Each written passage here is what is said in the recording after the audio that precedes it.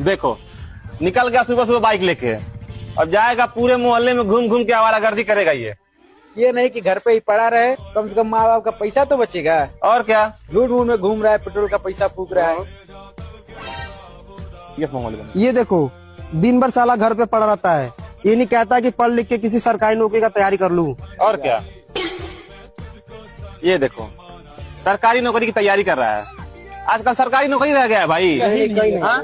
अरे time waste करने से अच्छा है किसी के यहाँ प्राइवेट नौकरी ही कर ले। सही बात, बिल्कुल।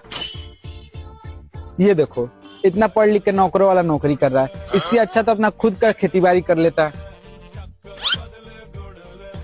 ये देखो इतना पढ़ लिख के खेती बाड़ी करने लग गया। जब यही सब करना था तो माँ बाप का इतना पैसा क्यों बर्बाद किया? ये सही बात है, ऐसे औलाद को शर्म के मारे डूब मरना चाहिए। ये देखो भरी जवानी में माँ बाप का इतना